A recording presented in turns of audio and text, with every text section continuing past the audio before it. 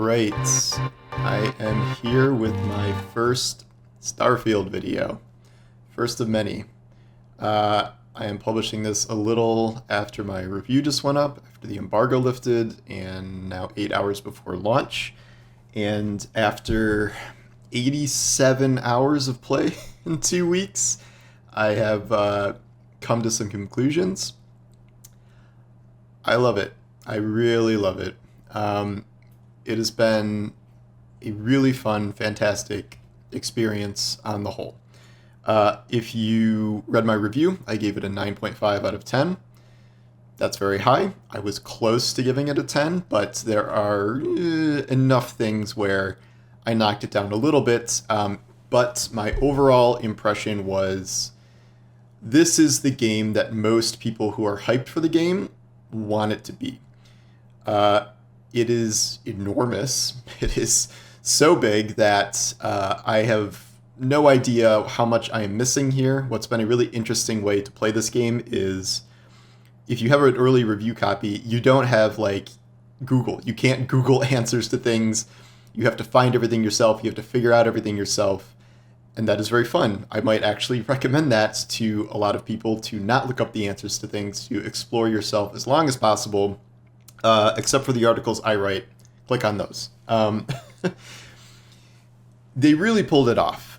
This is a very, traditional Bethesda format in terms of the scale of this, the faction quests, the main storyline, the side quests, the companions, but it's all kind of improved and lifted up and increased in scope. It also is layered on top of No Man's Sky. I do not regret making that comparison before I played it, and it turns out it is still applicable now. Outside of the story stuff, the planet exploration stuff is very much like No Man's Sky. One of the things I liked doing in that game was just finding random planets and landing there and seeing what was there, like crazy animals, crazy landscapes and things. I also enjoy doing that in Starfield. And you go there, you mine things, you catalog things with your little scanner, you can build little bases. It is all very similar to that.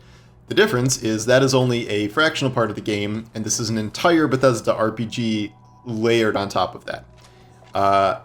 So that gives it an entirely new dimension and makes it a much bigger, much more ambitious game than No Man's Sky and most other giant games. It is genuinely hard to think of something to compare this to in terms of its scope in the AAA space. We have very high budget games. You have God of War and Last of Us and stuff, but those are tightly focused stories, like really tight single player experiences. But no one does kind of open world RPGs quite like Bethesda, and this is their biggest. Could this be their best? It might be a little early to tell. It's I'm not going to say it's dethroning Skyrim necessarily yet. I want to put even more time into it, and we have to see kind of how it plays in the future. But I do think that I'm recording this before I even know what the critic scores are, what the average is. I'm going to say probably high 80s, low 90s. I don't know. I've talked to a couple people. Most of them really liked it, but I can't make judgments for everyone else. I think people that score this a little lower might just be like, oh, it's just another Bethesda game, it hasn't evolved enough. And I think a lot of people, I think the more time you put in, probably the higher you'd score it, because some of the most interesting, fun things you can miss if you just don't put enough time in. Some of the best side quests are almost entirely hidden, and I've talked to multiple people who have played tons of the game, and they have all missed a very specific side quest, which is, I would say, one of the best in the game, and just hilarious. It's a total Fallout level side quest, which ends up giving you a companion who you will never guess in a million years who this companion is. I'll talk about it later. But as you can see, it's just, the game is kind of a joy to talk about, and that goes in terms of its kind of structured storylines, but also its exploration and the randomness you find in the world. After, almost 90 hours, I'm starting to run dry a little bit in terms of content I can actually find on my own. I know I'm missing some stuff, but it is an enormous universe, and I don't know which of the 500 NPCs I need to talk to in the main city to get another quest. So I'm kind of just flying around, blowing up ships, raiding bandit bases, finding cool planets, like, which is fine. That's fine. And then eventually I can do New Game Plus and start most of it over. I'll talk about that later. In terms of all this, like, yes, it's a traditional Bethesda RPG stuff. Well, that's true. I think the most significant change here from other Bethesda games is the combat. If you've played Fallout, you know you have VATS, and which is freezing time and doing little percentage-based hit things, and you have not VATS, which is some of the worst shooting you have ever felt in a video game. It's so bad. Like, I think we all know at this point, it's terrible. And then Skyrim doesn't have shooting, it's melee, and then there's some archery and some magic, but it's, you know, that was also a bazillion years ago. The shooting here and the action here is very good. I'm not going to say it's best in genre, you know, it's not Call of Duty, it's not Destiny. I would compare it to something more like Cyberpunk, maybe not that diverse because there's no cyber hacking and whatever, but in terms of how it feels, it's a snappy shooter. It feels fluid, it feels fast, the guns feel solid. The boost pack is a big change from, I mean, most games, but specifically Bethesda games, where mobility is not really a thing. Like, whereas the jetpack, there's different kinds of jetpacks. You can like skip boost, you can just normal boost, you can loft boost to get up really high. So depending on what kind of style you want, you can traverse these bases and all these different places very quickly. You know, rocketing up to platforms or someone shooting at you and shooting at them back and punching them and knocking them over. My play style is, I'm showing combat here as I'm talking, and the reason I'm showing combat is I don't want to show any story stuff. There is even some stuff in combat I am not doing because some people might consider even the actions a spoiler. But you could kind of see what I'm talking about here. You know, I'm not hitting every shot or everything, but I'm trying to switch through and show, you know, a diverse array of weapons. I have a 3 bursts revolver. I have a couple of SMGs. I have laser pistols. I have a heavy one-shot pistol. I have a Colt blade weapon. I have a katana. I didn't find a katana until like hour 70 of the game. Like, I never found one, and then there it is. Like, it's a kind of minor thing that can still surprise you after all this time. And it's very fun. The combat is really cool. The different planets have like different level, not requirements, but like level suggestions, where the first ones you do, you know, pretty low level, and you're sticking between like level 1 and 20, and the further you go, the higher the max level of the enemies get. So I think the highest level of a planet is 75, and that might have like a level 90, 95 boss at the end of a bandit camp. Whereas like a level 55 might have like a level 70 boss at the end, but you don't need to be level 70 yourself. Like, I'm level 65 and I'm fighting top-end bosses in the hardest worlds. And like, those can be somewhat difficult and you gotta really watch your health. But I'm also playing on normal, and this would all get a lot harder if I was playing on harder difficulties. I am very kind of overpowered at this point with all my skills and stuff. But combat is very fun, and it's also like a little bit of a looter. You're farming these bandit places, which are, you know, a lot of these are procedurally generated on the planet once you're kind of outside of the main quest lines, but like, you're farming for like cool legendary shit. Like, I spent all this time, I found the katana for the first time, and then I recently, you know, it might even be one of these videos, I found a helmet, which is better than every helmet I've been using for, you know, the past 60 hours or so. So you're farming up things and finding surprising things you may never even know existed. There's another part to combat too, which is space combat, and this is a whole other system Bethesda has designed that is, you know, outside of a game like Destiny where the ships are loading screens. Nope, they did a whole ship combat system here too. It is maybe not quite as involved as, you know, normal on the ground shooting, but I've really been sinking a lot of points into ship combat because I do kind of want a, you know, monster. I'm not like a pirate, but I just like blowing up enemy ships a lot. So I ended up buying, you know, the highest class of ship, biggest guns, and you can upgrade stuff from there too. You can obviously build your own ship as well. And it's an interesting system where you have different systems you can power up and power down depending on where you are in combat. You can power up your engines on the fly if you're trying to chase somebody down. Then you could switch and power up all your weapons to make sure you're dealing the most damage. My current ship has like auto cannons that just fire when any ship is near you. And then there's lasers, which are good against shields, ballistics, which are good against hulls. There are electromagnet weapons, which they don't do much damage, but they disable ship systems. So if you were trying to just knock a ship unconscious to board it and steal it, that is the kind of weapon you would want there. The problem with my bigger starship is it becomes a lot less easy to navigate. So if you want a more agile fighter type ship that is smaller, you might want a lower class than that. But I've enjoyed this aspect of the game too. It takes a little more getting used to, I think. One early bit of advice, I'll probably write this up tomorrow. Your initial ship that you get just to start with sucks. It's very bad. So if you try to take that into a lot of combat encounters, you're going to get shredded and you're going to be like, ship combat sucks. Do the Freestar Ranger quest. It's one of the earlier quests you get for the factions. It might be the first one you get outside of the main faction or the main storyline.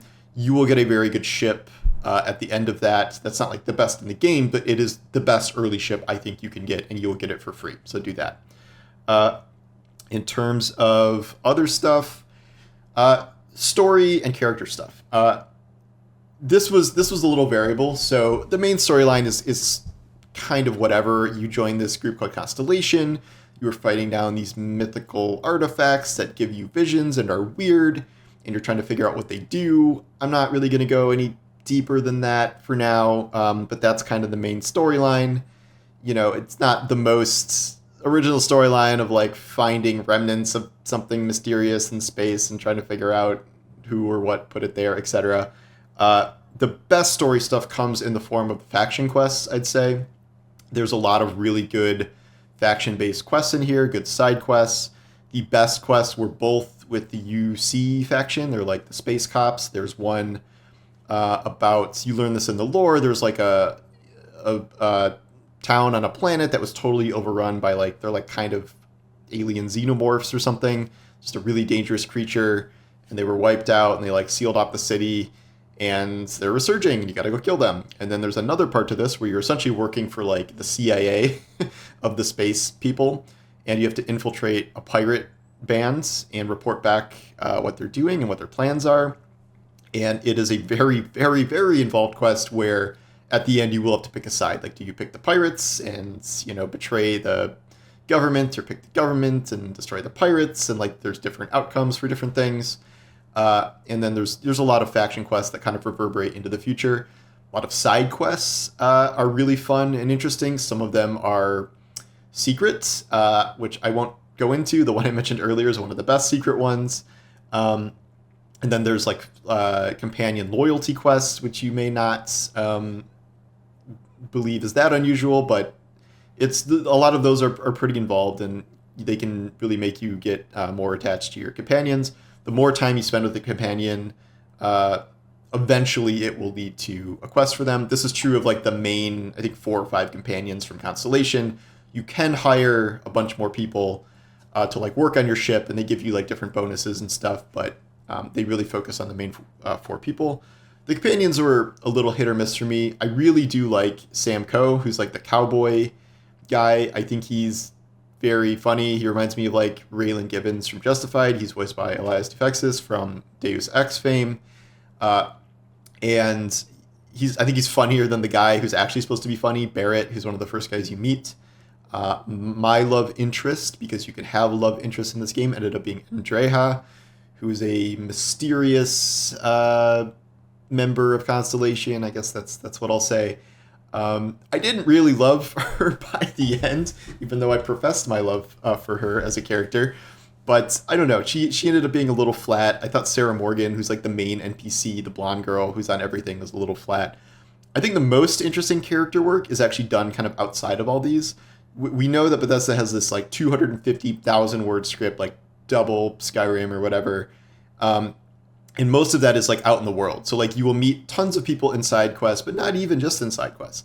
You have store vendors where it's just like, you know, you're just talking to them, and all of them have like a story. Some of them may give you a quest, that's attached to their story. Some of them you may just chat with for 10 minutes about the region and whatever. And like it really fleshes out the world in a lot of interesting ways. And I was surprised at the amount of personality that these NPCs had. Not just your main group, but like kind of everybody. And like Bethesda does this to a certain extent, a lot, but this is probably the best they've done here. Okay, so this has all been almost relentlessly positive, but there's some reasons I docked half a point off of my perfect 10 there. A few things I don't love. There is an oxygen system that's like essentially a sprint cooldown. It's terrible. It runs out way too fast. I am at the 3rd level of upgrades, which is 30% increased oxygen. Still run out all the time. It's the worst when you're trying to explore a planet and you're trying to run to the next POI and you're just constantly running out of oxygen. I played for 80 hours, and to get the 4th level of oxygen unlock, which reduces oxygen used while sprinting and heavy attack meleeing, I need to run out of breath 100 times. But like there's something messed up with the way it counts it. Because I'm at like 17 out of 100 now, like getting to this step. And like, again, I played for 80 hours, so that's insane. I don't like that. In terms of other stuff, yeah, some of the story stuff is lacking. And one big reason for that is Bethesda's character modeling here is still bad. Like it's improved from Skyrim and Fallout and whatever. It's better. Things are, people are a little more emotive and animated, but it's not good, and it sucks that this came out so close to Baldur's Gate 3, which is like the best voice work, performance, capture, animation, all of that stuff. And this is just like very far behind that. Like the writing can be good, the voice acting can be good, but the character modeling, the facial animations, not good. That was not unexpected because like we saw this in the trailers and like you kind of got an idea.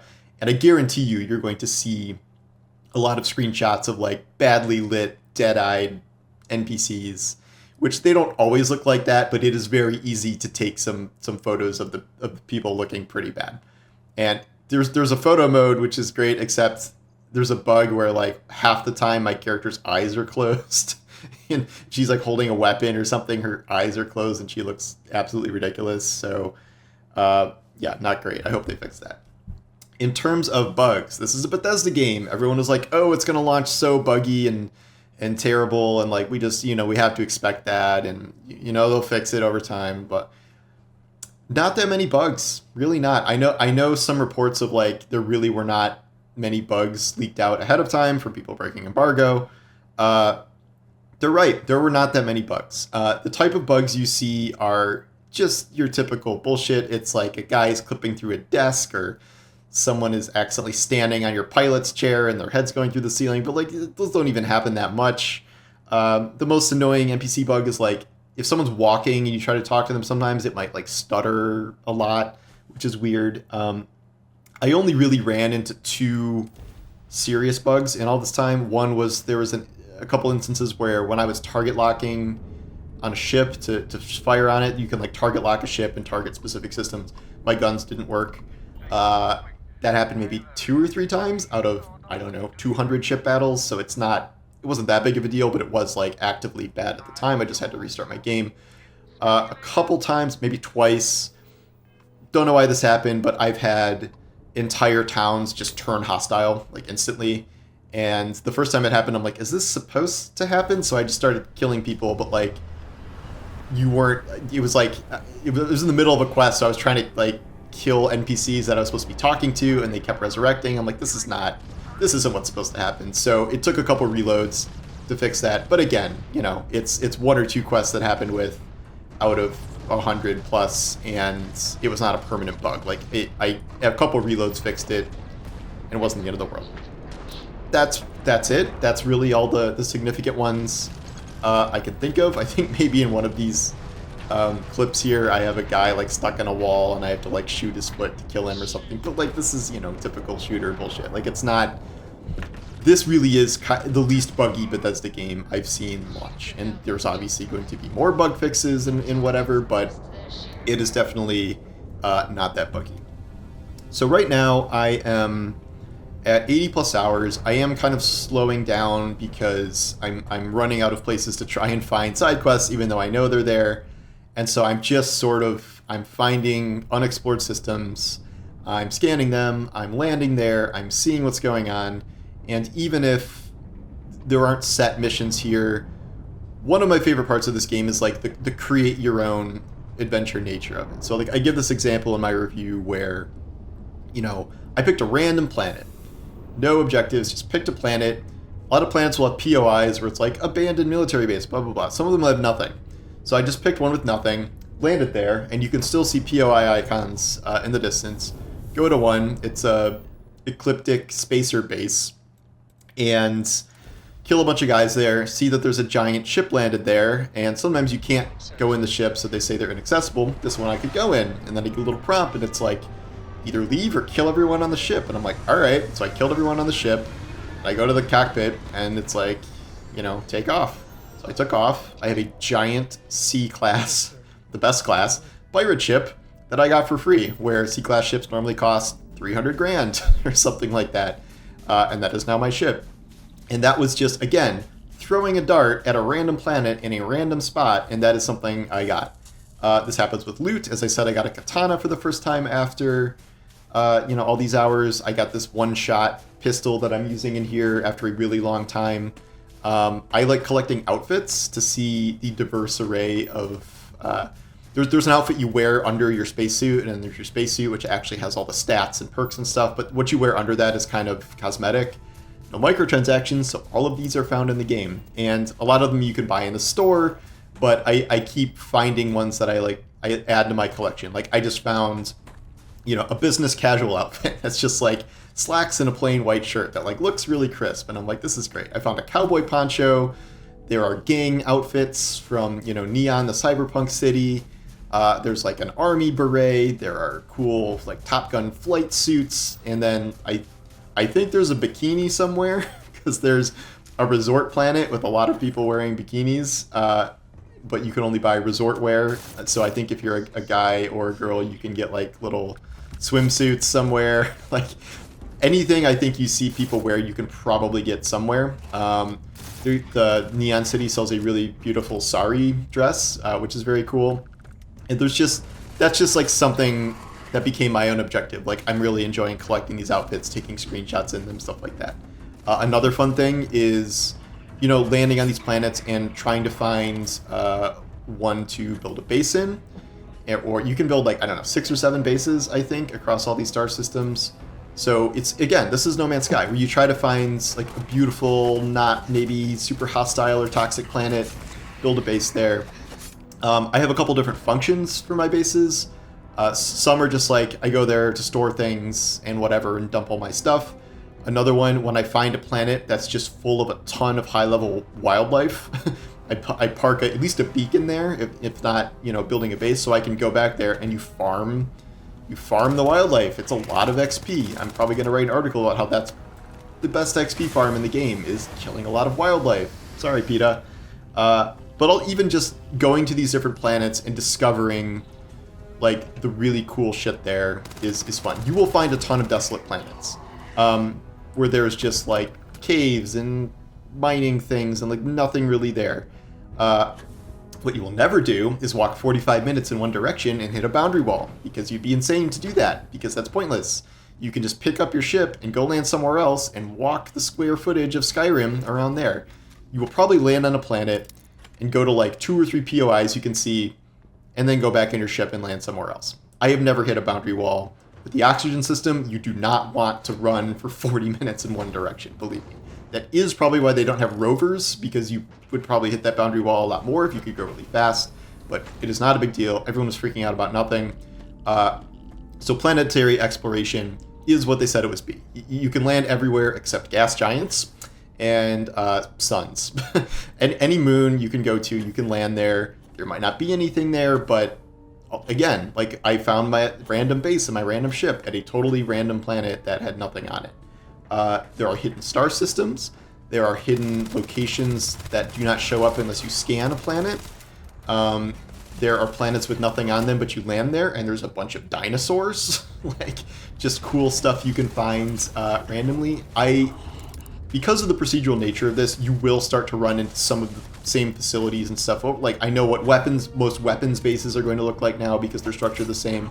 But again, after 50, 60 hours, I was still finding new stuff. Like, here's a ruined biolab where it was taken over by giant praying mantis things. Like, never saw that before. Like, that was totally unique. So even as you start running into things that start repeat because of the procedural nature of the system, you still have the capability to be surprised, and you will still find things, loot, locations, dinosaurs, stuff that you did not expect to see. All right, so I'm getting probably near the end of this. One of the most controversial aspects of this, I think, is going to be how the end of the game is handled, how New Game Plus is handled. I will go into that, obviously, at a later date. All I will say for now is keep old saves right before you have the option to do New Game Plus or not. It is very tied into the story, and you may... I would probably not do it right when you hit the end of the campaign. I would make sure you do a lot of your side quests, exploration and stuff. Like, I did it just to see what would happen, and I won't tell you what happens, but like, I reverted to my old save, because I'm like, I'm going to do that later, and so I'm still on my first playthrough, still exploring, and I may do New Game Plus later, but I would probably recommend holding off for a while, and you'll kind of see, and we'll talk about it later. Okay, so I have no idea how this will be critically received, maybe, but this is going to be a hit. This is a big deal for Xbox to have a hit at this scale. It is another mainline Bethesda game that is going to be an all-time classic. I'm very confident to say that. You might like Skyrim better, you might like Fallout 3 better. I can't make that decision for you, but it is something I have personally very much enjoyed. At the current pace, this is likely to be my personal game of the year. I fully understand the arguments of why Tears of the Kingdom and Baldur's Gate 3 are better and push the boundaries more in certain ways and whatever. Like, fully respect that, fully understand if one of those wins. For me personally, what I want out of a game, what I enjoy the most in a game, this is giving it to me. And if you're a big Bethesda person, you like those worlds, you like existing there, this is that. Except it's gotten better because the exploration is crazy and the combat doesn't suck. So layer that with all the other Bethesda things that you like already, it's pretty great. So there's going to be a lot more to say. This is already 30 minutes, but not surprising given that it's my first real Starfield review video here. But the game launches at the end of today, and I am very, very curious to see what everybody thinks. I know a lot of people were being like, oh my god, please say it's good, please say it's good. It's good. It's good. It's really good. So I'm happy to report that. Nobody wants a game to be bad unless you're an insane PlayStation fan who's very upset about this, but I'm glad it's as good as it is, and I've had a great time with it. I assume most people are also going to have a great time with it. So we'll talk more about it. I'm going to write, I don't know, probably 2 articles a day about advice and things and tips and then thoughts and whatever. So stay tuned. I'll be doing tons of Starfield content from here. I got to go write something about which traits you should pick during character creation. Yeah, so look out for that one, because I regret a few of the ones I picked, and you can't undo them. You can change your character's appearance later, fully. So good job, Bethesda. All right, thanks for watching, and I will talk to you later. Take care.